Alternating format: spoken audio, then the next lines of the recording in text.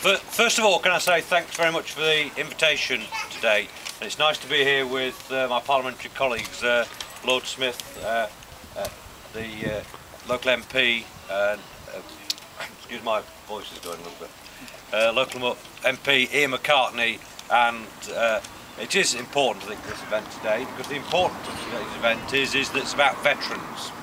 Now, what Wigan's done here is actually preempted something I was going to announce in November. So, in terms of when I do it in Parliament, both Neil and excuse my throat, will be saying, well, Wigan did it first, and they did. And what it's not about reinventing wheels, it's actually about making sure that veterans get access to the services of central government, local government, and also we can bring charities together. And that's exactly what this centre's about. So can I say well done to Des and everyone that's been involved. I know the council has also taken a key lead in this, in making sure not just that this centre can become into being, but also the fact that they've changed policies to make sure that veterans and service personnel and their families get priority. And that is the key point that government last year, when we announced a new policy in terms of the command paper, is to make sure that veterans and servicemen and women get the priority for local services, because you do a unique job.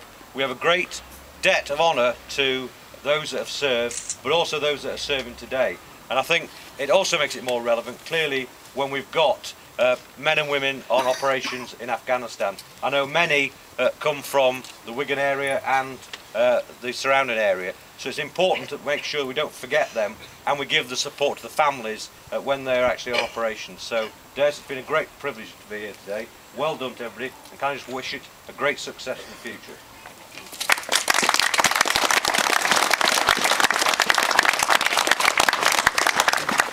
Thank you, everyone. I'd like to now introduce Ian McCartney MP. We owe Ian McCartney a great debt here. He's been very instrumental in helping us set up this Wigan Borough Veterans Council, along with Wigan Borough Council. So I'd like Ian to give a few words, please.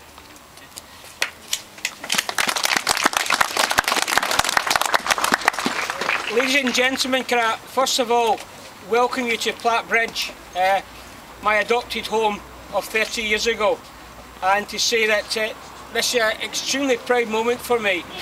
As a son of a veteran and a child of a family who, like other families here, contributed in both the First and Second World War and subsequent wars to defend democracy in this country, it's a privilege to be the beneficiary of that and being able to represent people in a free and democratic country. And we, from my generation, owe those generations a great debt. And that's why I got engaged and involved a number of years ago with veterans issues. And it became clear about 5 years ago that simply turning up once a year to a poppy parade isn't sufficient. There is a need to have across this borough and across this country a network of organisations working with local and national government in the ownership of veterans and their families, to represent them, to speak up, speak out, to represent their interests, and to keep that knowledge going about the contribution of the past, the contribution of the present, and the contribution that will be made in the future, and to do it in such a way to ensure that the services at a local level represent the needs and aspirations of service personnel and their families. And we owe it to the current generation of veterans to ensure, as they get older, the services that we provide in the locality look after their needs to ensure that they can continue with a full and successful life. And where they need support, that support is there for them. And so this council is about advocating on their behalf. Now, if it wouldn't have happened if it wasn't for the veterans themselves. Yes, some of us had the idea, but it's the veterans who have taken the idea up.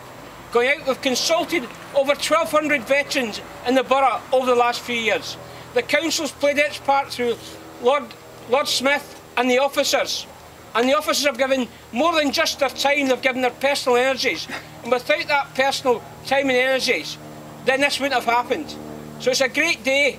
It's the first in the country, as the Minister said, but it's down to yourselves. I want to thank you for your efforts, your contributions in the past and present, and I look forward to this being a very successful organisation representing the interests of all who are here and those who can't come because of illness, age or other events.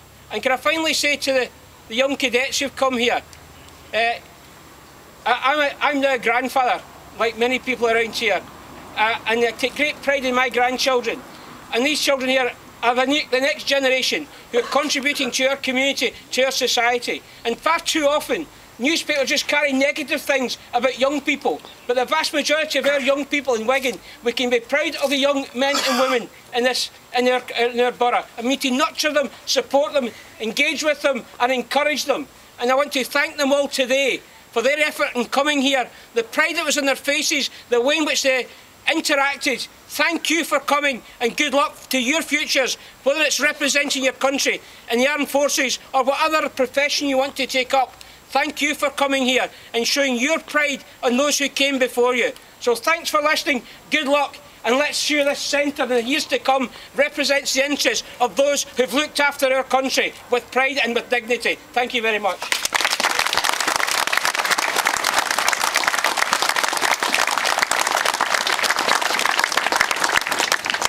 Thank you, everyone. Now the Minister will issue badges to new veterans. Joe? You going?